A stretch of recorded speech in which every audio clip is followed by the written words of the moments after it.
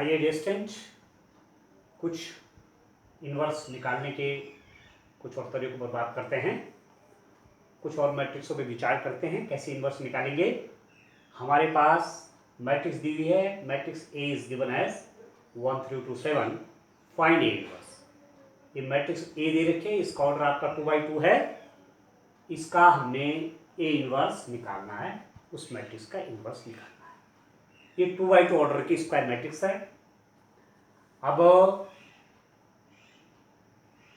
एक क्वेश्चन तो मैं पहले इसको मैं वो ट्रांसफॉर्मेशन से ही कर देता हूँ, ठीक।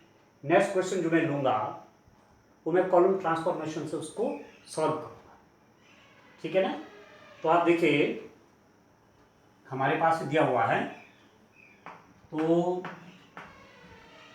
हमने पिछले लेक्चर में डिस्कस किया था कि मैट्रिक्स का इन्वर्स निकालने के लिए या तो हम रो ट्रांसफॉर्मेशन लगाते हैं या हम कॉलम ट्रांसफॉर्मेशन लगाते हैं, ठीक हो गया। तो रो ट्रांसफॉर्मेशन लगा करके मैट्रिक्स का हमने इन्वर्स पे निकाला था, तो इस मैट्रिक्स का इन्वर्स निकालते हैं, यहाँ भी रो ट्रांसफॉर्मेशन का यूज करते हैं। हम लिखेंगे यूजिंग रो ट्रांसफॉर्मेशन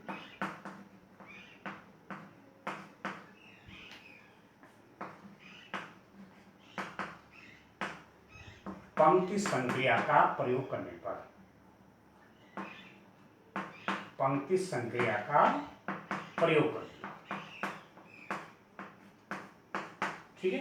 रो ट्रांसफॉर्मेशन पंक्ति संक्रिया का प्रयोग करने पर क्या लिखते हैं, पंक्ति संक्रिया का प्रयोग करने पर आप कैसे लिखते हैं मैट्रिक्स को, आई ए की फॉर्म में लिखते हैं, क्योंकि किसी भी आइडेंटिटी मैट्रिक्स से किसी मैट्रिक्स को मल्टीप्लाई करेंगे तो वही यही आता है, आई ए इज इक्वल टू ए आता है, ठीक हो गया। अब देखिए ए की वैल्यू आपकी क्या है, ये है 1 2, दिस इज 3 7। देखिए आइडेंटिटी मैट्रिक्स क्या होती है, 1 0 0 1 और इसके साथ हम ए लगा देंगे, ठीक हो गया। अब हम क्या करेंगे, हमारा काम क्या होगा डिस्टेंट, क्योंकि हमने ये भी आपको बात किया था कि B, if B is the inverse of this A, यदि B A का इनवर्स है तो A भी आपका क्या होगा, आइडेंटिटी मैट्रिक्स होगा, ठीक है। या A B का इनवर्स है तो A B क्या होगा, आइडेंटिटी मैट्रिक्स होगा, ठीक होगा। कहने का मतलब हुआ कि यदि मैं यहां पर आइडेंटिटी मैट्रिक्स ले आऊं, रो ट्रांसफॉर्मेशन लगाने के बाद, पंक्ति संक्रिया लगाने के बाद मैं यहां पर क्या लेकर आ रहा हूं, आइडेंटिटी मैट्रिक्स, और जो कुछ चेंज मैं यहां करूंगा यहां भी करूंगा। तो मेरे पास यहां एक मैट्रिक्स आएगी, मैट्रिक्स को दूसरी मैट्रिक्स से मल्टीप्लाई करने पर यदि आइडेंटिटी मैट्रिक्स आ रही है, ठीक है, यहां पर आइडेंटिटी बनाने ना मैंने, तो मैं आइडेंटिटी मैट्रिक्स लाऊंगा और किसी मैट्रिक्स को किसी दूसरी मैट्रिक्स से मल्टीप्लाई कर रहा हूं और आइडेंटिटी आ रही है, इट मीन्स ये वाली जो होगी इसका क्या कहलाएगी, इनवर्स कहलाएगी। अब ठीक हो गया क्लियर। तो मैं क्या करूंगा डिस्टेंट, मुझे ट्रांसफॉर्मेशन की हेल्प से, रो ट्रांसफॉर्मेशन की हेल्प से यहाँ 1 बना देना है, यहाँ 0 बना देना है, यहाँ 0 बना देना है, 1 बना देना है, ठीक हो गया, वेरी सिंपल। तो मैं पहले क्या करता हूं, मैं पहले यहां 0 बनाता हूं, या ठीक है यहां 0 बना लेता हूं। यहां 0 कैसे बनेगा, आप देखिए R2 में भी रिटर्न एज, ये R2 में चेंज कर रहा हूं या मैं 0 ला रहा हूं, क्या करूंगा, R2 माइनस 2R1, ये R1 है ना, ये R1 है, यहां पर 0 कैसे आएगा, जब इसमें से इसका डबल माइनस करूंगा, इसमें 2 से मल्टीप्लाई कर दूंगा, ठीक है, दिस माइनस 2 इंटू दिस, तो 0 हो जाएगा। तो R2 का पहला एलिमेंट देखिए कितना है 2 है, 2 माइनस 2 इंटू 1, 0 हो जाएगा, ठीक है दोस्तों।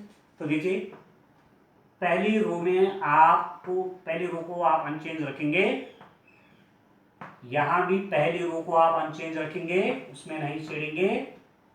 हम रो नंबर 2 पे रो ट्रांसफॉर्मेशन लगा रहे हैं। क्या लगा रहे हैं? R2 minus 2R1। तो 2 माइनस 2 इंटू 1, 2 R2 मतलब 2 माइनस 2 इंटू 1, तो भी 2 ही हुआ। तो 2 माइनस 2 कितना हो? चलो लेट्स अब इसको देखो आप। R2 7, ठीक है, ये कितना आ रहा है? 7 और 7 माइनस 2R1, ये कितना हो जाएगा?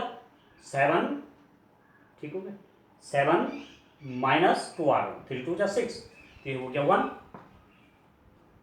ठीक है टेस्ट, ठीक है। 7 R2 7 माइनस 2 इंटू R1, 3 2 जा 6 और 7 माइनस 6 1 होगा। अब इस पर वही करिए R2, अब R2 तो आपका ये 0 है, माइनस 2R1, तो माइनस 2 इंटू 1, तो ये तो माइनस 2 ही हो जाएगा, ठीक है। इसको देखिए R2 मतलब 1 माइनस 2R1, तो इसमें तो मल्टीप्लाई करेंगे 2 से तो कोई, ये तो उतना ही रहेगा, तो R2 माइनस 3 आपको कितना होगी? 1 ही होगी, ठीक है। तो R2 पे ट्रांसफॉर्मेशन लगाने के बाद आपके पास मैट्रिक्स की ये फॉर्म आ गई, ठीक हो गया। अब मेरे को ये तो 1 1 बन गए, ये भी 0 हो गया, अब मुझे ये भी 0 करना है। ये 0 कैसे होगा? ठीक है, इस पर मैं अब ट्रांसफॉर्मेशन लगाऊंगा, रो नंबर 1 पर ट्रांसफॉर्मेशन लगाऊंगा 3, और इसको मैं 3 से मल्टीप्लाई करूंगा और सब्ट्रैक्शन करूंगा, घटा दूंगा। तो R1 में भी written as R1 minus 3R2, ठीक है टेस्टिंग। R1 में भी written as R1 minus 3R2, ठीक हो गया। तो ये कितना हो गया आपका? इसको देखिए R1 1, इसके एलिमेंट में देखिए 1 माइनस 3 इंटू R2, इसके एलिमेंट में 3 से मल्टीप्लाई तो 0 रहेगा, तो 1 माइनस 0 तो आपको 1 ही हो गया, ठीक है टेस्टिंग। इसमें आप देखिए R1 3 माइनस 3R2, 3 माइनस, इसमें 3 से मल्टीप्लाई करेंगे और माइनस कर रहे हैं, 3 माइनस 3 तो 0 हो गया, ठीक हो गया। और ये आपका 0 1, यहाँ देखिए राइट हैंड साइड में हमने रो नंबर 1 में तो इस समय नहीं ट्रांसफॉर्मेशन लगा रहे हैं, हमारे पास राइट हैंड साइड में क्या है इसको देखिए, राइट हैंड साइड में आपका 1 0 माइनस 2 एंड 1, ठीक हो गया, ठीक है टेस्टिंग। और आप क्या कर रहे थे? हम क्या कर रहे थे? यहाँ भी तो ट्रांसफॉर्मेशन लगा रहे हैं, मतलब रो नंबर 2 तो मैंने सेम कॉपी कर दी, रो नंबर 2 में नहीं छेड़ रहा हूँ, ये तो मैंने ऐसे ही लिख दिया यहाँ। अब इसमें यूज़ करूँगा ना, इसमें किया तो इसमें भी करना है। तो इसमें देखिए R1 मतलब 1, ठीक है, इसको देखो 1 माइनस, इसके एलिमेंट में 3 से मल्टीप्लाई कर रहा हूँ, तो माइनस 2 माइनस 3 कितना हुआ? माइनस 2 इंटू माइनस 3 कितना हुआ? प्लस 6 हो गया, ठीक है। और 1 माइनस 6 कितना हुआ टेस्टेंट? ये आपका कितना हो रहा है? 1 माइनस 6। ऐसे क्या ना, मैं क्या कर रहा हूँ, मैंने पहले इसको 0 कर रहा हूँ, इस वाले एलिमेंट को 0 कर रहा हूँ। क्या क्या मैंने? R1 माइनस 3R2 किया, तो 3 माइनस 3 तो 0 हो गया, यहाँ तो मैंने लिख दिया हो। अब मैं इस पर भी तो यूज़ करूँगा, इस पर भी तो करूँगा। इसके एलिमेंट क्या है? देखो 1, देखो 1 माइनस, देखो 3 इंटू माइनस 2, तो 1 प्लस 6 हो गया, तो 7 हो गया ना, नहीं हो गया? तो ये तो एलिमेंट आपका 7 आ गया, ठीक। इसके एलिमेंट में देखिए R1, तो ये तो 0, R1 का एलिमेंट आपका यहाँ पर तो 0 है ही, इसके लिए लगाएंगे ना आप, तो ये तो आपका 0 ही है, 0 माइनस कितना? 3R1, 3 का मल्टीप्लाई से करेंगे तो 3 हो जाएगा, ठीक है। तो माइनस 3 रह जाएगा, तो कितना होगा? माइनस 3। आगे समझ गए? तो आपके पास क्या आया? आप देखिए दोस्तों क्या आ रहा है, ये आपका आया आइडेंटिटी मैट्रिक्स, ये आई है, ठीक है। और मैट्रिक्स के साथ दूसरी ए के साथ एक दूसरी मैट्रिक्स का मल्टीप्लाई किया और आइडेंटिटी आ रही है। ठीक है, तो इसी को तो इसीलिए तो इसी क्या बोलेंगे, इनवर्स कहेंगे ना। Identity matrix is equal to A inverse A. किसी मैट्रिक्स में दूसरी मैट्रिक्स से मल्टीप्लाई करने पर यदि आइडेंटिटी आता है, इट मीन्स ये वाली मैट्रिक्स क्या, इसका इनवर्स है इसका। ठीक हो गया। इसका मतलब क्या हुआ understand, this implies that A inverse is equal to कितना, ये वाला 7 -3 -2 और 1 है। ठीक हो गया, ठीक है अंडरस्टैंड। ये इनवर्स, इस मैट्रिक्स का इनवर्स आपका ये आया। अब आप चेक कर सकते हैं ये जो इसका इनवर्स है, दोनों का मल्टीप्लिकेशन कितना आना चाहिए, दोनों का मल्टीप्लाई करके मैट्रिक्स और उसके इनवर्स का मल्टीप्लाई करके कितना आना चाहिए, आइडेंटिटी मैट्रिक्स आनी चाहिए। तो ए का इनवर्स मतलब ए इनवर्स आप करेंगे, या चाहे ए इनवर्स ए करेंगे, तो यहां पर तो उस रूप में आई रखा है ये। मैं ये वाला चेक करता हूं, ए क्या है मैट्रिक्स 1 3 2 7, इसकी मल्टीप्लाई जो ए इनवर्स मैंने फाइंड आउट किया कौन सा, ये वाला 7 -3 -2 और 1, तो मल्टीप्लाई करिए जरा, इसकी मल्टीप्लाई इसके साथ 7 1 जा 7 और 3 2 जा 6 -6 7 -6 कितना 1, इसकी मल्टीप्लाई यहाँ -3 और इसकी मल्टीप्लाई से +3, तो ये 0 हो गया। इसकी मल्टीप्लाई यहाँ देखिए 7 2 जा 14 प्लस का, और 7 2 जा -14 माइनस का, तो +14 -14 कितना हुआ 0, और इसकी मल्टीप्लाई -6 +7 कितना हुआ, ठीक है। तो आया ना आइडेंटिटी मैट्रिक्स, ठीक हो गया। इट मीन्स ये क्या है, इस मैट्रिक्स का इनवर्स है, इसीलिए आपका ये आ गया। क्लियर हो गया आपको। अब मैं एक क्वेश्चन और लेता हूं रेस्टेंट, मैं क्वेश्चन नंबर 5 ले लेता हूं। देखिए बस सब में तरीका एक ही है, अब हम थोड़ा यूज करेंगे दूसरा। अभी तो हमने रो ट्रांसफॉर्मेशन लगाया, अब हम कौन सा ट्रांसफॉर्मेशन की हेल्प से करेंगे, कॉलम ट्रांसफॉर्मेशन की हेल्प से करेंगे। आप चाहे इनवर्स निकालने के लिए रो ट्रांसफॉर्मेशन लगाओ या कॉलम ट्रांसफॉर्मेशन लगाओ, रिजल्ट आपको सेम मिलना है। यह आप पर डिपेंड करता है कि आप कौन सा ट्रांसफॉर्मेशन यूज कर रहे हैं। और जो ट्रांसफॉर्मेशन लगाएंगे, यदि रो लगाएंगे तो केवल रोज में ही लगेगा, और कॉलम वाला लगाएंगे तो केवल कॉलम में ही लगेगा। अब आप और क्लियर समझिए, क्वेश्चन नंबर 5 देखिए एक्सरसाइज का। लेट मैट्रिक्स को मैं लिख रहा हूं, ए इज इक्वल टू आपके पास है 2 7 2 7 1 4। आपको क्या निकालना है स्टूडेंट, ए इनवर्स चाहिए, मुझे इसका इनवर्स निकालना है, ठीक है। अब देखिए क्या करते हैं, using column transformation, column transformation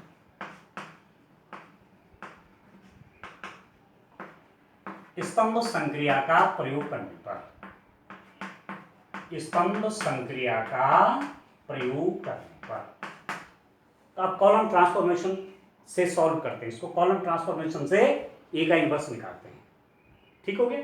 रो ट्रांसफॉर्मेशन से इससे पहले कर दिया, अब इसमें कॉलम ट्रांसफॉर्मेशन स्तंभ संक्रिया का प्रयोग करेंगे। तो स्तंभ संक्रिया के लिए कॉलम ट्रांसफॉर्मेशन जब लिखेंगे तो ए को किस ढंग से लिखते हैं स्टूडेंट, ए आई। जब रो ट्रांसफॉर्मेशन का यूज करते हैं तो क्या लिखते हैं, ए इक्वल टू आई ए, तो आई ए भी ए ही होगा, ए आई भी ए ही होगा, क्योंकि आइडेंटिटी मैट्रिक्स की जब किसी मैट्रिक्स में मल्टीप्लाई होती है वही मैट्रिक्स आती है, तो चाहे उसको इधर लिखो चाहे उधर लिखो, पर जब आप कॉलम में लिखेंगे तो आई को जो आइडेंटिटी मैट्रिक्स है वो बाद में लिखी जाएगी, ठीक है ना। बस थोड़ा इसे ध्यान रखना आपको। अब आप देखिए कितना आ गया स्टूडेंट, इसको देखिए आप, ए इज इक्वल टू ए आई करके कितना आ रहा है, ए मीन्स ए आपके पास है 2 7 1 4, यहां ये ऐसे रहने देंगे 1 0 0 1, मतलब ए इनवर्स निकालने का तरीका है। ए भी लिख दिया 2174 और यहाँ भी 1001, ये तो आइडेंटिटी मैट्रिक्स है, ए को ऐसे रख देंगे यहाँ पर। अब जो कॉलम में मैं ट्रांसफॉर्मेशन लगाऊंगा वही ट्रांसफॉर्मेशन यहाँ लगेगा, ठीक है। अब मेरा पहला काम क्या होगा, पहला काम होगा इसको जीरो बनाना, ठीक है, ठीक है ना। यहाँ भी जीरो बनेगा तो चाहे पहले इसी को जीरो बना लो। ये जीरो कैसे बनेगा, आप कॉलम में लगा रहा हूँ, मैंने क्या लिखा है, कॉलम ट्रांसफॉर्मेशन लिखा हुआ है, ध्यान आपको ये रखना है, कॉलम में ही ट्रांसफॉर्मेशन लगेगा। अब ये कॉलम नंबर 2 है, C2 है, और ये कॉलम नंबर 1 C1 है। तो इसको जीरो करने के लिए मैं इसमें ये 2 से मल्टीप्लाई कर दूंगा और इसमें से माइनस कर दूंगा, जीरो हो जाएगा। C2 कॉलम नंबर 2 में भी written as 2C2 minus C1, column number C2 में भी रिटर्न एज 2C2, इसके एलिमेंट में 2 से मल्टीप्लाई कर लीजिए और उसमें से C1 के एलिमेंट को माइनस कर लीजिए, तो कितना हो जाएगा ये। और इसको लिख सकता हूं मैं कैसे, देखिए C1 में मैंने छेड़ा नहीं तो उसको मैं ऐसे उतार दे रहा हूं, ठीक हो गया, is equal to A C1 में इसके एलिमेंट में भी, इसके एलिमेंट में कोई चेंज नहीं करूंगा, केवल C2 के एलिमेंट में जो यहां लगेगा ट्रांसफॉर्मेशन इसमें।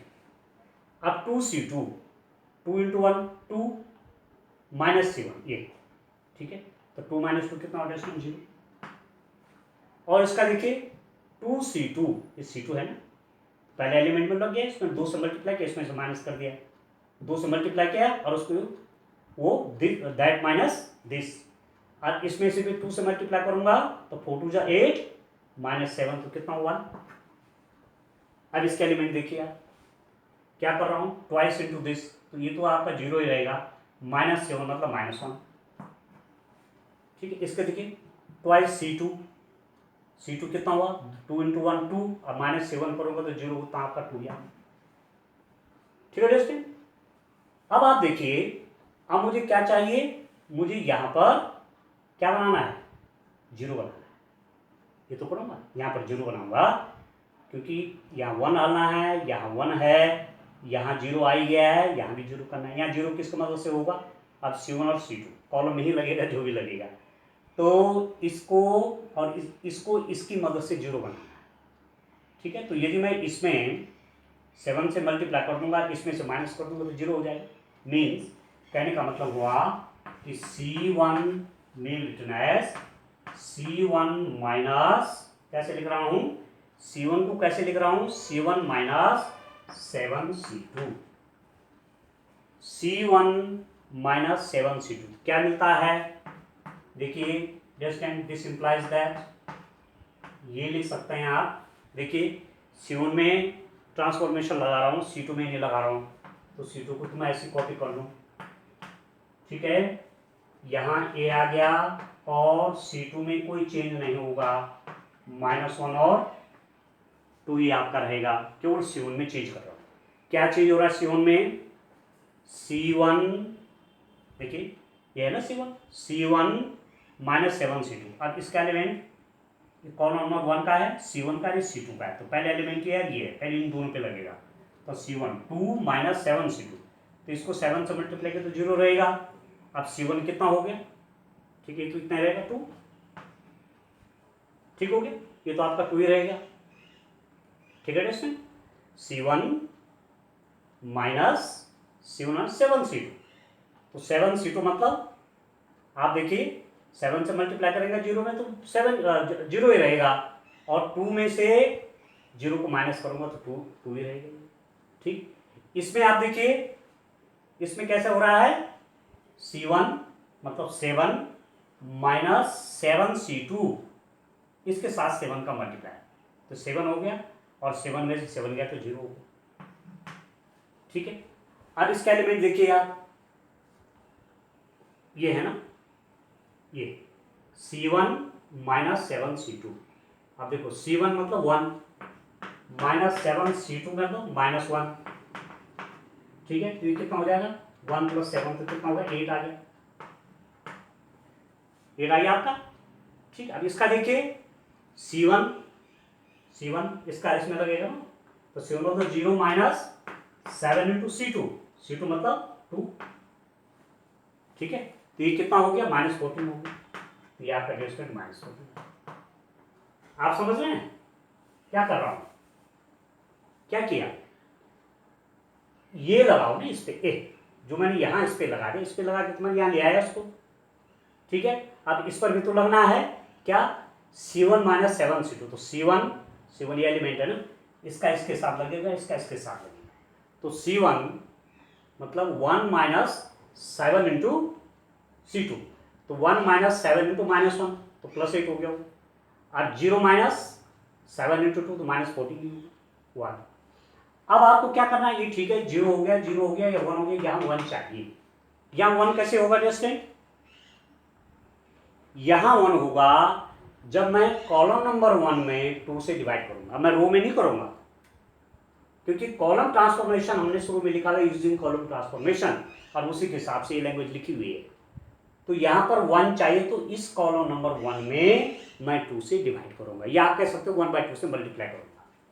C1 में भी रिटर्न एज 1/2 C1 को मैं कैसे लिख रहा हूँ, 1/2 का मल्टीप्लाई कर रहा हूँ, कहने का मतलब 2 से डिवाइड कर रहा हूँ, तो ये बन जाएगा आपका, देखिए तो 1 हो गया, ये 0 हो गया, इसमें तो छेड़ा नहीं है, और ये कितना होगा डिस्टेंट, 2 से डिवाइड करो 4, 2 से डिवाइड करो -7, और ये -1 और 2, इसके साथ ए भी है, इज इक्वल टू ए, ठीक है, ए और 2 से डिवाइड किया 4 -7 दिया।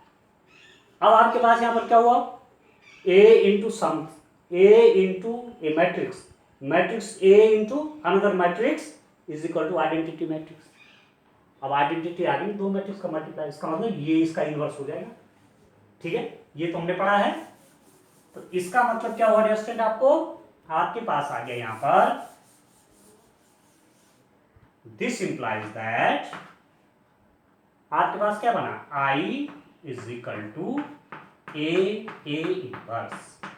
मैट्रिक्स को दूसरी मैट्रिक्स से मल्टीप्लाई करने पर यदि आइडेंटिटी आ रहा है, तो ये मैट्रिक्स इनवर्स कहते हैं। तो इनवर्स कौन सी हो जाएगी, this implies that A inverse आपकी कितनी हुई डिस्टेंट, ये हो गया आपकी 4 -7 -1 और 2, ठीक हो गया, तो ये इनवर्स हो गया इसका। अब आप ये देखना चाहते हैं तो इस और इसका मल्टीप्लाई कर लीजिए, ठीक है, आइडेंटिटी आ जाएगा वो। तो मैं क्या कर रहा हूं, ए इनवर्स निकालूंगा, ए मीन्स ये वेरिफिकेशन आपके लिए एग्जाम में कि मेरा सही आया कि नहीं आया, ठीक है, क्योंकि जब भी क्वेश्चन आता है 4 मार्क्स का आता है, 4 -7 -1 और 2, आप मल्टीप्लाई कर लीजिए इसके मल्टीप्लाई के साथ, 4 2 जा 8, और -7 तो 1 आएगा, इसके मल्टीप्लाई के साथ -2 + 2 0, इसके मल्टीप्लाई 7 4 जा 28, -28 0, 7 -7, ठीक है, -7 + 8 1, तो आ गया ना आई, ठीक है। किसी मैट्रिक्स में उसके इनवर्स से मल्टीप्लाई करेंगे तो आइडेंटिटी मैट्रिक्स आ गया, तो इसका मतलब ए इनवर्स आपका इस मैट्रिक्स का इनवर्स आपका, ठीक है दोस्तों। अब देखिए थोड़ा प्रैक्टिस आप ठीक कर लीजिए तो आप स्किल्ड हो जाएंगे इनवर्स निकालने के लिए, कोई दिक्कत आपको नहीं आने वाली। एक क्वेश्चन देखिए और लेता हूं,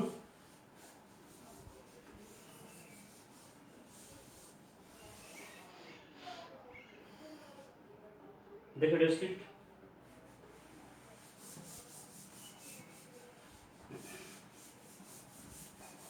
नेक्स्ट क्वेश्चन लेते हैं,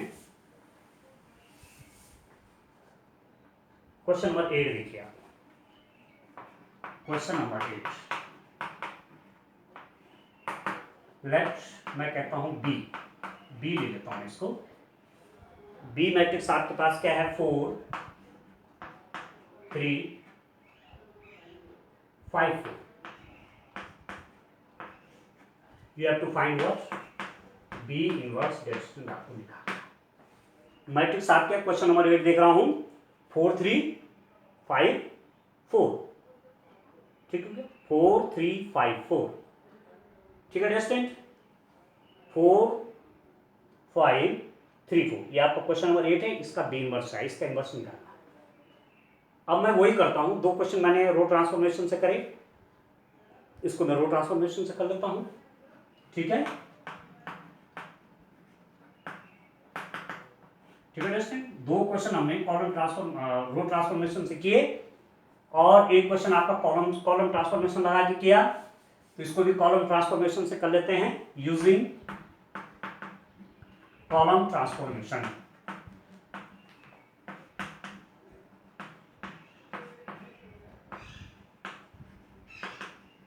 कॉलम ट्रांसफॉर्मेशन मतलब पंक्ति स्तंभ संक्रिया। ठीक है, स्तंभ संक्रिया आप लिखेंगे स्तंभ संक्रिया का प्रयोग करने पर, यूजिंग कॉलम ट्रांसफॉर्मेशन। ये तो इंग्लिश में लिख दिया, हिंदी में क्या लिखोगे? स्तंभ संक्रिया का प्रयोग करने पर। अब स्तंभ संक्रिया लगा रहा हूं तो मैं क्या लिखूंगा इसको? A इज इक्वल टू क्या लिखूंगा? AI। ठीक है, रो में I पहले रहता है, A बाद में चला जाता है। कॉलम ट्रांसफॉर्मेशन लगा रहा हूं, स्तंभ संक्रिया लगा रहा हूं तो I आपका बाद में जाता है। ठीक हो गया। तो A क्या है स्टूडेंट? सॉरी, तो यहां पर B है तो B के रूप में B लिख दीजिए। जहां A है वहां A लिख देंगे, जहां B है वहां B लिख देंगे। B is equal to B I। B क्या है स्टूडेंट? इसको देखिए आप, 4354 इज इक्वल टू, इसको तो ऐसे रहने देते हैं, आइडेंटिटी मैट्रिक्स को ले लीजिए 1 0 0 और 1। एक तरीका बता रखा है कि इस हिसाब से आप इनवर्स निकालेंगे। ठीक है, इस तरीके से आप इनवर्स फाइंड आउट करेंगे, ऐसे ऐसे स्टेप करके, बस उसी टाइप से हम फॉलो करेंगे। अब हमको इसमें चेंज करना है, यहाँ क्या लाना है? यहाँ हमने ये वाले लानी है, यहाँ पर 1 हो जाए, यहाँ पर 0 हो जाए, यहाँ पर 0 हो जाए, यहाँ पर 1 आ जाए। तो जो इसके साथ आएगा चेंज होकर के वो क्या हो जाएगा? वो इसका इनवर्स हो जाएगा। और जो कुछ ट्रांसफॉर्मेशन कॉलम में यहाँ लगा रहा हूँ वो भी यहाँ पे लगेगा। ठीक है, अब आप देखिए मैं क्या कर रहा हूँ, मुझे चाहिए क्या? मैं यहाँ पर देखिए, आप चाहो तो यहाँ पर पहले 1 बना लीजिए। ठीक है, 1 कैसे बनेगा? यदि मैं इसमें से माइनस कर लूंगा, ठीक है, इसमें से माइनस कर लूंगा तो ये -1 बन जाएगा, बाद में साइन हम चेंज कर लेंगे। तो मैं क्या कर रहा हूँ? C1 में भी रिटर्न है C1 माइनस C2। तो डिस्टेंट क्या हो जाएगा? कॉलम में लगा रहा हूँ, C1 कैसे लिख रहा हूँ? C1 minus C2।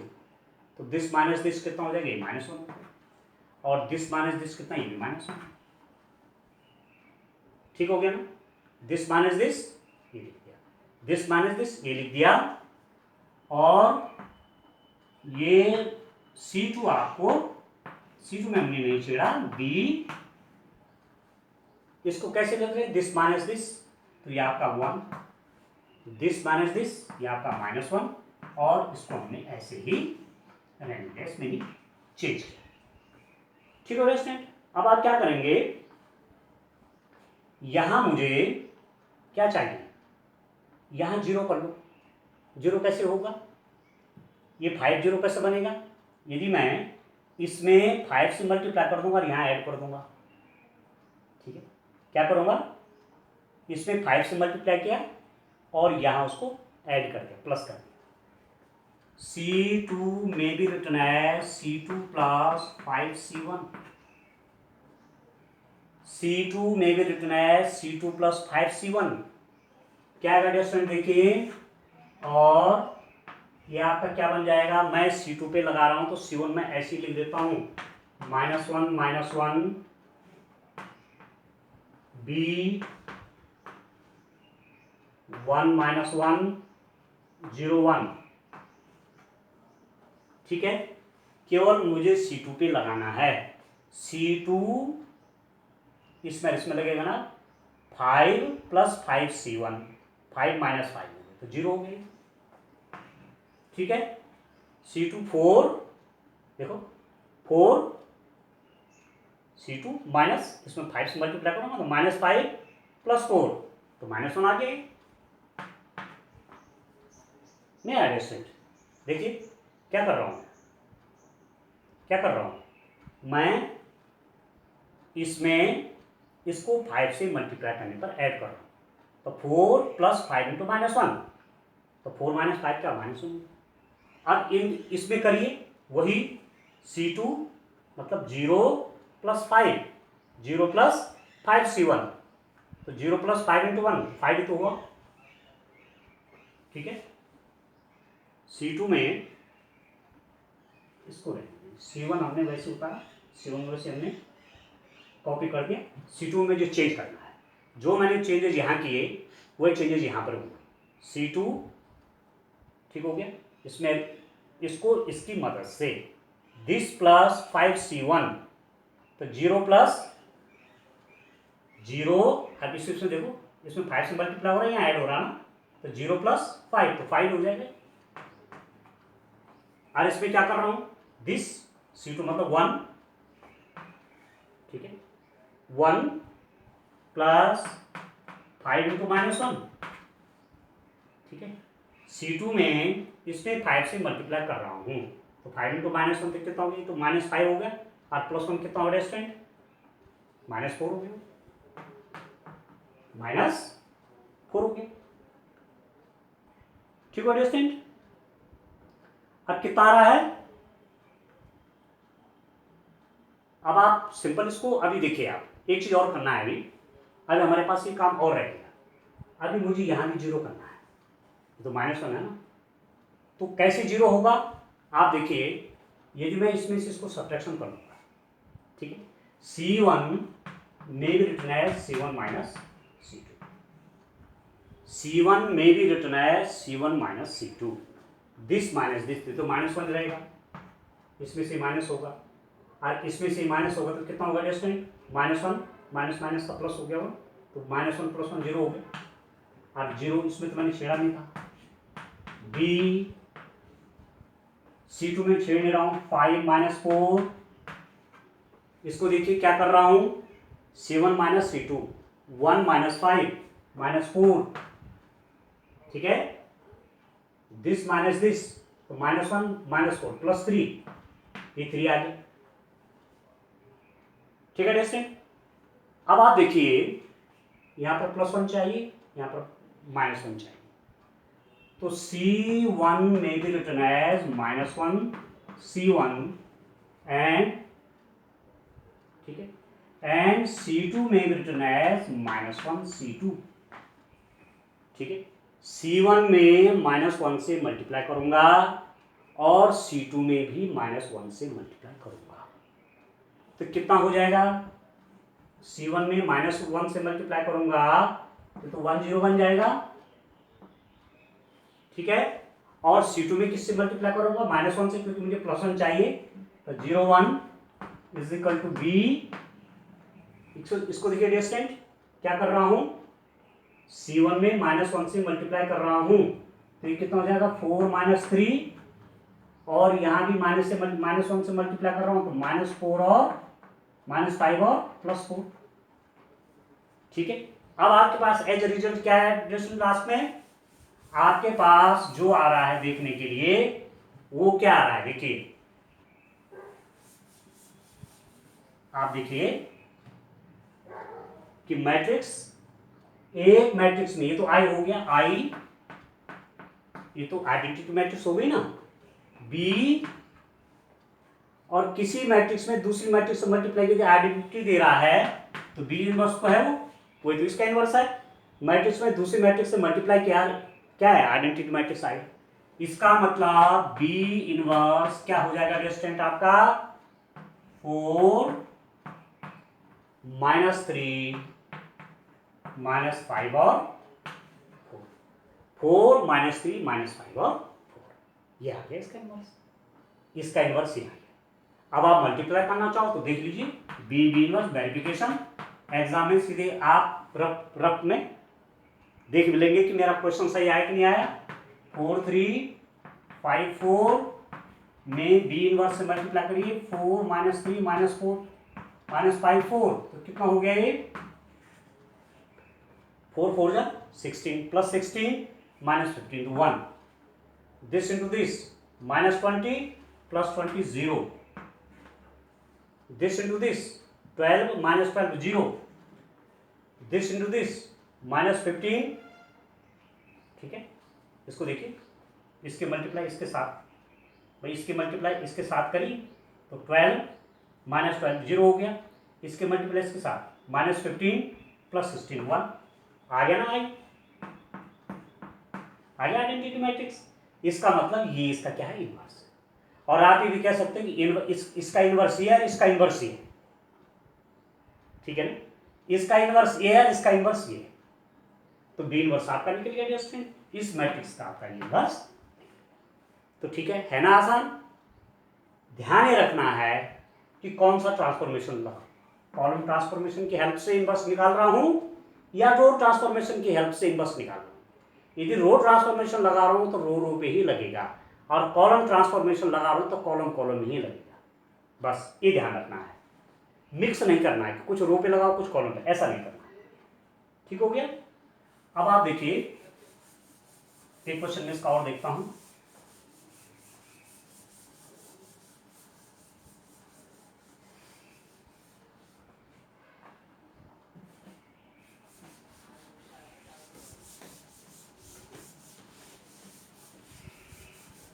देखो डिस्ट्रिक्ट, क्वेश्चन नंबर देखते हैं 12 को। देखिए क्वेश्चन नंबर 12,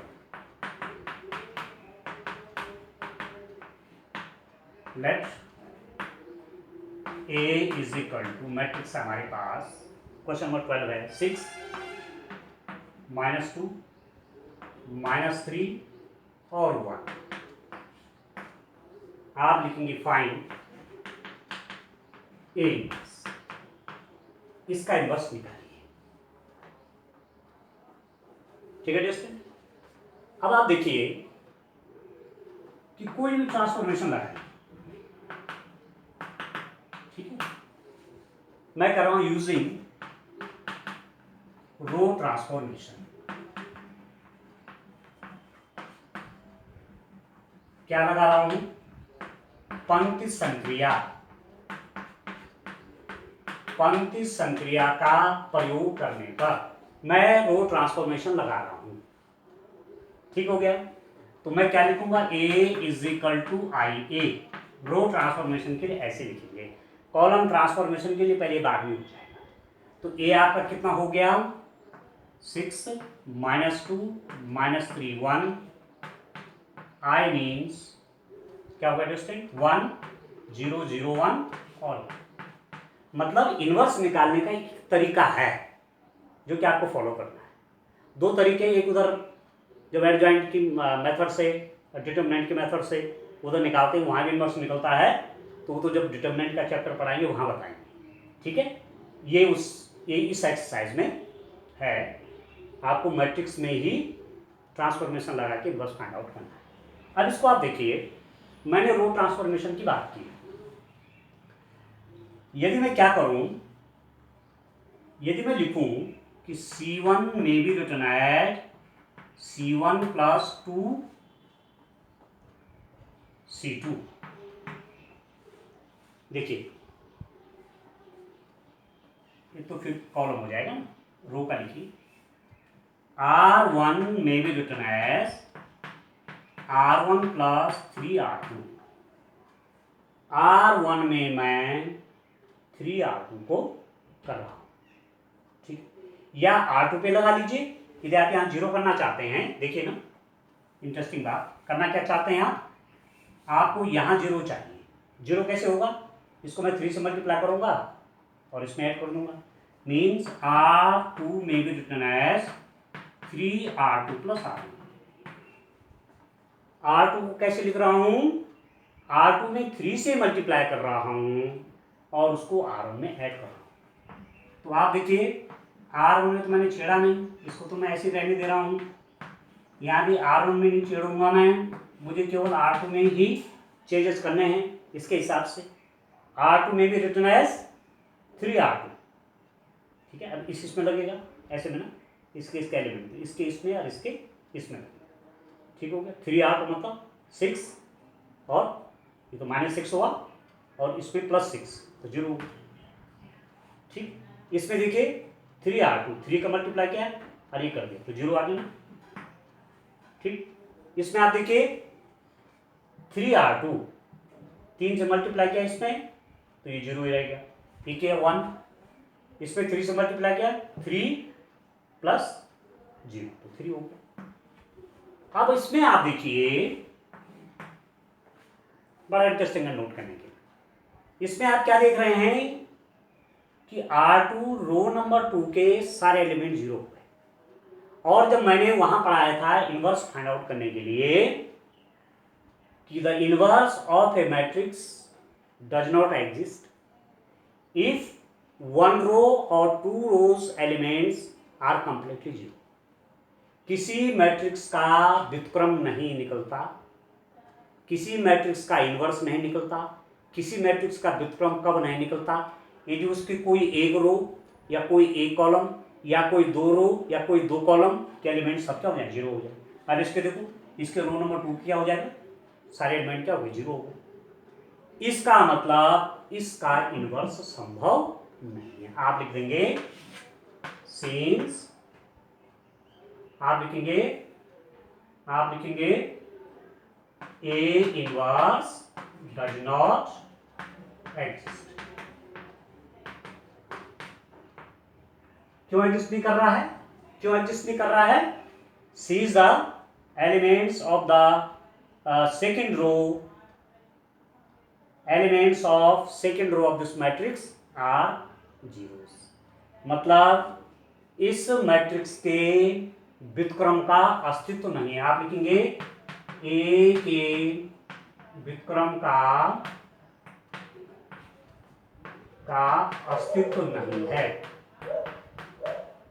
या आप क्या लिखेंगे ए इनवर्स का अस्तित्व नहीं है, क्योंकि इसके एक रो के सारे एलिमेंट क्या हो गए 0। ठीक हो गया, बस इसका आगे कुछ नहीं करेंगे, सीधे लिख देंगे A inverse does not exist. और ऐसे लिख सकते हैं inverse of the matrix A does not exist, क्योंकि 0 हो गया। आगे समझ में? तो इसको ऐसे देखेंगे। एक क्वेश्चन और देखिए इसी में, क्वेश्चन नंबर 14 देखिए डियर स्टूडेंट, क्योंकि आपका क्वेश्चन है ना, जो क्वेश्चन नंबर जब आप एक्सरसाइज में शुरू कर रहे थे स्टार्ट में उन्होंने कहा था आपको प्रश्न संख्या 1 से 17 तक के आव्यूहों के व्युत्क्रम यदि उनका अस्तित्व है प्रारंभिक रूपांतरों से निकालिए। मतलब क्वेश्चन नंबर 1 से 17 तक जो इस एक्सरसाइज में क्वेश्चन है, यदि उनके व्युत्क्रम का क्या है अस्तित्व है, मतलब उनका व्युत्क्रम यदि एग्जिस्ट करता है तो फाइंड आउट करिए। तो व्युत्क्रम कब एग्जिस्ट नहीं करेगा, इनवर्स कब एग्जिस्ट नहीं करेगा, जब कोई एक रो या 2 रो के एलिमेंट क्या हो गए 0 हो गए, या एक कॉलम या कोई 2 कॉलम के एलिमेंट क्या हो गए 0 हो गए। ऐसी स्थिति में इनवर्स का एग्जिस्टेंस नहीं। ठीक हो गया। एक क्वेश्चन और ले लेते हैं डियर स्टूडेंट, क्वेश्चन नंबर 14 आप देखिए, क्वेश्चन नंबर 14 देखिए, लेट इसको मैं बी से दिखा रहा हूं। Question number B is 2 4 and 1 2। देखिए dear student, what you have to find, you have to find B inverse. ठीक है, बी इनवर्स चाहिए। अब आप देखिए इसको मैं इससे पहले वाले में मैंने क्या किया, रो ट्रांसफॉर्मेशन लगाया, या मैं कॉलम ट्रांसफॉर्मेशन लगाता हूं। देखिए आप यूजिंग कॉलम ट्रांसफॉर्मेशन,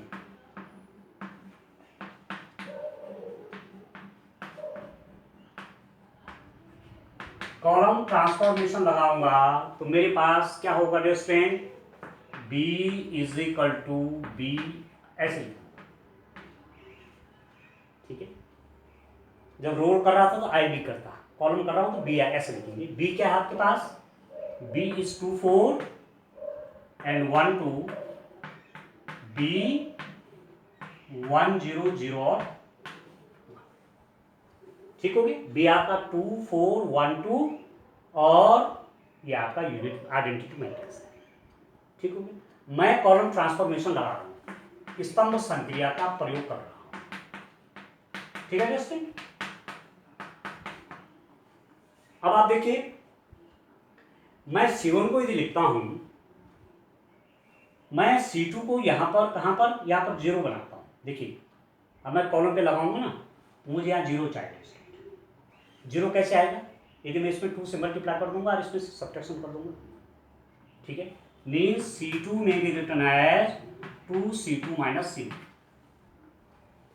C2 में be written as 2C2 minus C1। तो C1 में तो चेंज नहीं कर रहे हैं, इसका एलिमेंट तो ऐसे ही रहने देते हैं।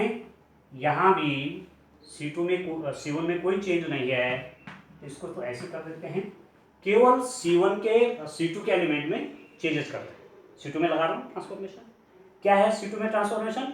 2C2। अभी ये C2 के एलिमेंट है, ये C1 के हैं।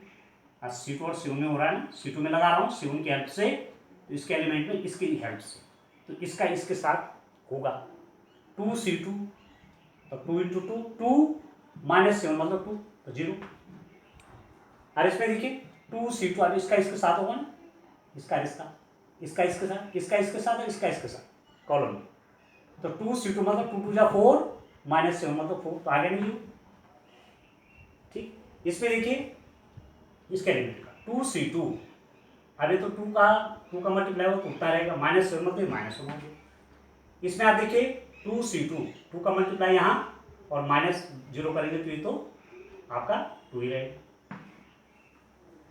ठीक हो गया? ठीक है। अब यहाँ आपको यहाँ क्या नोटिस कर रहे हैं, देखिए the elements of the column number 2 are here all elements of the column 2 are 0। Column 2 के सभी एलिमेंट्स यहाँ पर 0 हैं। स्तंभ 2 के सभी एलिमेंट 0 हैं। इसका मतलब B inverse does not exist. ठीक है, B इनवर्स का अस्तित्व नहीं है,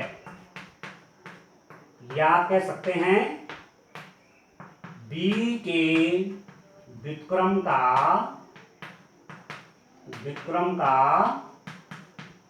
अस्तित्व नहीं है।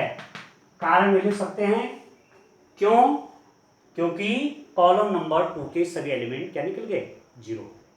लिख सकते हैं आगे, क्योंकि मैट्रिक्स के कॉलम नंबर जो दूसरी कॉलम है उसके सभी एलिमेंट क्या निकल गए? 0। The inverse of the matrix B does not exist because all the elements of the column 2 are 0. ठीक है, the inverse of matrix B does not exist because the elements of column 2 of this matrix are 0. इस column 2 के सारे element क्या हैं? 0 हैं। ऐसी स्थिति में इसके इनवर्स की एग्जिस्टेंस नहीं है। आप कह सकते हैं B inverse does not exist भी लिख सकते हैं, ऐसा भी लिख सकते हैं the inverse of the matrix B does not exist. ठीक है दोस्तों, तो काफी प्रैक्टिस हो गई। 2/2 सारी मैट्रिक्स से 2/2 हैं। 2/2 मैट्रिक्स का इनवर्स हमने फाइंड आउट कर लिया, डिस्कस कर लिया है। अब मैं नेक्स्ट जो मैं आपके पास लेक्चर लूंगा आपका, या नेक्स्ट जब और डिस्कस कुछ मैट्रिक्स करेंगे तो मैं 3/3 मैट्रिक्स, क्योंकि आपके पास इनवर्स निकालने के लिए आ गया तो 2/2 मैट्रिक्स का आएगा या 3/3 का आएगा, और 4 मार्क्स का क्वेश्चन बनता है टेस्ट। तो 3/3 मैट्रिक्स का इनवर्स कैसे फाइंड आउट करते हैं, तरीका यही है, रो ट्रांसफॉर्मेशन, कॉलम ट्रांसफॉर्मेशन लगा करके, उस पर मैं नेक्स्ट वीडियो में डिस्कस करूंगा। Thank you.